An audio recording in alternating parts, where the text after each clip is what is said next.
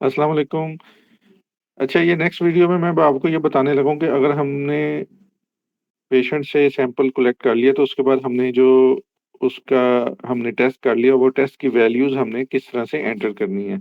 उसके लिए सबसे पहले आपने सॉफ्टवेयर में लॉगिन करने के बाद यहाँ रिपोर्ट वाले लिंक पे क्लिक करना है। यहाँ पे आपके सामने कस्टमर की इन्फॉर्मेशन आ जाएगी। अगर वो इन्फॉर्मेशन नहीं आ रही तो यहाँ आपको स्टार्ट डेट या एंड डेट को चेक करना पड़ेगा कि कस्टमर अगर बैक डेट्स में था और वो डेट लाइक कस्टमर 25 दिसंबर में आया था, तो आपने यहाँ से 25 दिसंबर को सिलेक्ट करना है। यानी आपने वो डेट सिलेक्ट करनी है अगर किसी वजह से पेशेंट जो है वो यहाँ पे अपीयर नहीं हो रहा। उसके बाद आपने एडिट टेस्ट पे क्लिक करना है। एडिट टेस्ट पे जब आप क्लिक करेंगे तो उस पेशेंट के जितने टेस्ट उसने करवाए थे वो सारे यहाँ पे आपको नज़र आ रहे हैं। इसमें रेड कलर में ये टेस्ट इसलिए नज़र आ रहे हैं कि ये इनमें से अभी इन टेस्ट्स की एंट्री नहीं हुई।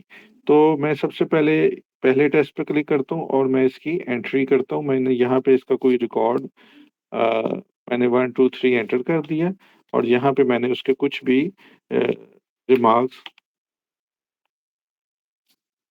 एंटर कर दिए हैं और उसके बाद मैंने उसको सेव टेस्ट भी मैं कर सकता हूँ, सेव एंड प्रिंट भी कर सकता हूँ। लेकिन चूँकि कस्टमर के मल्टीपल टेस्ट हैं, तो मैं इसको फिलहाल सेव टेस्ट करूँगा। और ये टेस्ट सेव होने के बाद अब आप देख रहे हैं कि ये सेव सक्सेसफुली का मैसेज भी आ गया और ग्रीन कलर में हो गया। ग्रीन कलर का यही मतलब है कि ये सक्सेसफुली सेव हो चुका है। उसके बाद मैं अगले टेस्ट पे आता हूँ और यहाँ पे भी मैं इसकी एंट्री कोई भी कर देता हूँ और यहाँ पे मैं कोई उसके रिमार्क्स वगैरह एंटर कर देता हूँ और उसको मैं सेव टेस्ट कर देता हूँ। उसके बाद मैं आखिरी टेस्ट पे क्लिक करता हूँ और उसकी जो वैल्यूज़ हैं वो मैं फ़िलहाल यहाँ पे सारी सैंपल वैल्यू मैं प्रिंट कर देता हूँ और अगर कोई एब्नॉर्मल वैल्यू है तो यहाँ आप उसको एब्नॉर्मल मार्क कर सकते हैं और जिस-जिस वैल्यू को आप प्रिंट करना चाहते हैं उसी में आप वैल्यूज़ एंटर करें। जिसमें आपने वैल्यू एंटर नहीं की वो प्रिंट नहीं होंगे रिकॉर्ड। उसके बाद यहाँ पे अगर कोई आपने रिमार्क्स देने हैं, तो यहाँ पे रिमार्क्स देके आप सेव टेस्ट कर दें और ये टेस्ट भी सेव हो गया। उसके बाद यहाँ पे मुख्तलिफ ऑप्शन आ रही हैं, आप यहाँ से भी प्रिंट कर सकते हैं। यहाँ पे मैंने प्रिंट रिपोर्ट विद हेडर कर दिया, तो यहाँ पे नया टैब खुला और उसमें जो रिपोर्ट है वो सारी यहाँ पे प्रिंट हो जाएगी। यहाँ पे आप देखें कि रिपोर्ट जो है वो प्रिंट हो गई है, ठीक है? और यहाँ से आप उसका प्रिंट आउट निकाल सकते हैं। ये देखें, ये मलेरिया की रिपोर्ट है, उसके साथ ही उसने सीबीसी रिपोर्ट भी ऐड कर दी है और अगली जो तीसरी रिपोर्ट थी विटामिन डी3 की, वो चूँकि बड़ी रिपोर्ट है, वो फर्स्ट पेज में सेट नहीं हो सकी, तो वो नेक्स्ट पेज पे चली गई है। अच्छा, यहाँ पे आप देख रहे हैं कि रिपोर्ट के हेडर में डॉक्टर 1, डॉक्टर 2, डॉक्टर 3 और डॉक्टर 4 लिखा आ रहा है। अभी हमने डॉक्टर्स की इन्फॉर्मेशन नहीं एंटर की, वो भी मैं आपको बताता हूँ कि ये कहाँ से एंटर होगी। उसके अलावा ये जो ये फुटर में जो टेक्स्ट लिखा आ रहा है, इसकी इन्फॉर्मेशन भी ये कहाँ से एंटर होगी, ये हमारी सेटिंग से एंटर होगी। तो ये भी मैं आपको बता देता हूँ, ठीक है? और ये देखें कि यहाँ पे रजिस्ट्रेशन टाइम भी आ रहा है। इस टाइम मेरे पास जब मैंने 11 बजे 1 जनवरी में 11 बजे मैंने ये रिपोर्ट रजिस्टर की थी, तो ये रजिस्ट्रेशन टाइम भी आ रहा है। इसी तरह जो रसीद है, इनवॉइस है, उसके ऊपर भी टाइम आ रहा होता है।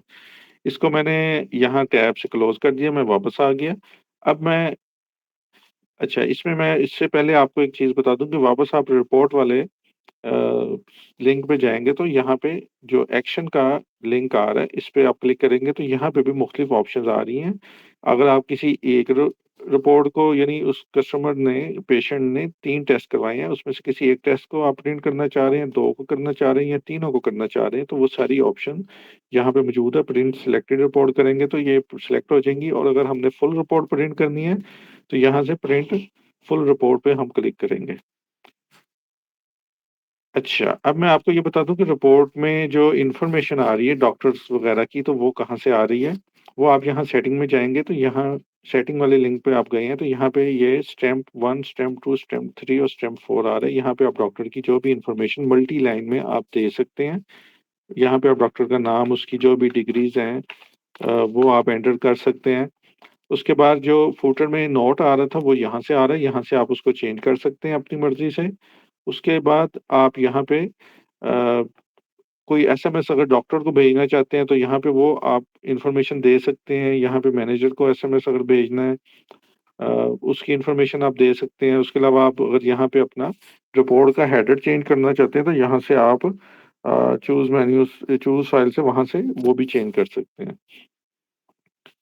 इसको सेव करन आपने कर लेना है, जो भी इन्फॉर्मेशन आपने एंटर करनी है तो सबसे एंड पे आपने सेव के बटन पे लाज़मी क्लिक करना है। उसके बाद आप हम यहाँ ऊपर आते हैं तो यहाँ लेफ्ट साइड में जो मेन्यू है इसमें मैनेज यूज़र एक ऑप्शन आ रही है, इस पे हम क्लिक करते हैं। मैनेज यूज़र में ये होगा कि आप कोई नया यूज़र ऐड कर सकते हैं क्योंकि ये अभी एडमिन से लोग हैं ना, आप किसी अ, लैब के लिए आपने कोई हायर किया हुआ है, जिसका काम सिर्फ़ टेस्ट लेना है, तो आप उसको हायर करें तो वो उसको एज़ अ साइट यूज़र के आपने उसको राइट्स देना है। साइट यूज़र रीड ओनली कर लें या खाली साइट यूज़र भी कर लें, तो उस अ, यूज़र को सिर्फ़ महदूद लिंक्स नज़र आएँगे, उसकी एक्सेस महदूद होगी। उसके अलावा इसमें मज़ीद जो ऑप्शन है वो ये कंपनी के ऑप्शन है। कंपनी के ऑप्शन में जाके आप यहाँ से ऐड कंपनी कर सकते हैं। उस कंपनी का नाम वग़ैरह वो उसके साथ कितना डिस्काउंट डिसाइड हुआ है वो आप यहाँ पे दे सकते हैं। उसके बाद लेफ्ट साइड पे डॉक्टर्स की ऑप्शन आ रही है, डॉक्टर्स को आप ऐड कर सकते हैं। यहाँ से आप ऐड डॉक्टर करेंगे तो डॉक्टर से मुतल्लिका इन्फॉर्मेशन आ जाएगी और लेफ्ट साइड पे ही पेशेंट का लिंक आ रहा है। पेशेंट के लिंक पे क्लिक करें तो यहाँ पे जो अभी तक हमने 2 पेशेंट एंटर किए थे उनकी इन्फॉर्मेशन आ रही है। उसके अलावा यहाँ लेफ्ट साइड पे ब्रांच का लिंक है, ब्रांच के लिंक पे आप क्लिक करेंगे तो यहाँ पे आपके पास ब्रांचेज़ खुल जाएँगी कि ऑलरेडी आपके पास कितनी ब्रांचेज़ हैं। आप उस ब्रांच को एडिट कर सकते हैं। उसके बाद टेस्ट मैनेजमेंट है, अगर आप किसी टेस्ट का रेट, नाम चेंज करना चाहते हैं या कोई नया ऐड करना चाहते हैं तो उसके लिए लेफ्ट साइड पे ये टेस्ट मैनेजमेंट के लिंक पे आपने जाना है। यहाँ पे फॉर एग्ज़ाम्पल मैं सीबीसी लिखता हूँ तो ये मेरे पास सीबीसी के रिलेटेड टेस्ट आ गए हैं। सीबीसी डेंगू आया है, सीबीसी कंप्लीट है और उसके अलावा जो भी सीबीसी से मुतल्लिका टेस्ट हैं, किसी भी टेस्ट पे आपने एडिट पे क्लिक करना है और उसके यहाँ पे इन्फॉर्मेशन खुल जाएगी। आपने यहाँ पे जो भी उसका चार्जेज़ चेंज करने हैं या उसका जो भी कैरी आउट चेंज करना है कि ये एवरीडे है, वीकली है, रिपोर्ट उसकी नेक्स्ट डे मिलेगी, सेम डे मिलेगी। उसकी कैटेगरी कौन-सी है, रूटीन टेस्ट है या स्पेशल है या जिस तरह का भी है। आफ्टर डेज़ आप यहाँ पे दे सकते हैं रिपोर्ट का हेड बता सकते हैं कि ये रिपोर्ट किस कैटेगरी में फ़ॉल करती है। तो ये सारी इन्फॉर्मेशन आप दे सकते हैं, उसको यहाँ सेव कर सकते हैं। अगर आपके पास मल्टी ब्रांचेज़ हैं, तो आप यहाँ से जाके हर ब्रांच के लिए अलग-अलग फॉर एग्ज़ाम्पल एक ब्रांच आपकी लाहौर में है, एक इस्लामाबाद में है, एक कराची में है, तो आप उनके अलग-अलग चार्जेज़ भी सेट कर सकते हैं। अदरवाइज़ अगर नहीं सेट करेंगे, तो वो जो ओवरऑल चार्जेज़ हैं, वही अप्लाई होंगे। उसके बाद इसमें एक डिटेल की ऑप्शन आ रही है। डिटेल पे जब आप क्लिक करेंगे, तो यहाँ पे जब आप जाएँगे, तो यहाँ पे जो टेस्ट की डिटेल है, वो उसके जो पार्टिकल हैं पर्टिकुलर हैं, वो आप ऐड कर सकते हैं। मिसाल के तौर पर मैं वापस जाता हूँ और यहाँ पे मैं सीबीसी अ, में जाता हूँ, सीबीसी की डिटेल में जाता हूँ, तो ये सीबीसी की डिटेल में देख लें कि ये सारे उसका सेल्स टाइप है, उसका ब्लास्ट है हीमोग्लोबिन वगैरह ये सारी इन्फॉर्मेशन आ रही है। अगर इसमें से किसी को आपने एडिट या डिलीट करना है, तो आप यहाँ से कर सकते हैं। अगर कोई नया ऐड करना है, तो आप यहाँ से ऐड पार्टिकुलर करके भी उसको ऐड कर सकते हैं। मेल, फीमेल के लिए अलग-अलग यहाँ पे ऑप्शन मौजूद हैं। और उसके बाद पेंडिंग रिपोर्ट्स में आपको पेंडिंग रिपोर्ट के लिंक में जाएँगे तो यहाँ पे वो रिपोर्ट्स आ रही होंगी जिनका अभी टेस्ट की वैल्यूज़ एंटर नहीं हुई है और वो पेंडिंग है। उसके बाद आप सबसे नीचे आएँगे तो यहाँ पे आपको अकाउंट्स में एक्सपेंस आ रहा है, आप कोई भी अपना एक्सपेंस एंटर कर सकते हैं। उसके बाद यहाँ पे आपके पास रिपोर्ट्स आ रही हैं। डॉक्टर स्टेटमेंट है, प्रॉफिट लॉस रिपोर्ट है, क्युमुलेटिव रिपोर्ट है, रिसीवेबल है, टेस्ट डिटेल है और बैलेंस शीट और ये डे बुक रिपोर्ट है या इसको आप जर्नल भी कह सकते हैं। तो ये हमारा एक ओवरव्यू है सॉफ्टवेयर का। इसमें मैं आपको अभी नेक्स्ट वीडियो में बताऊँगा कि अगर एक साइट यूज़र लॉगिन करता है तो उसको क्या एक्सेस मिलती है।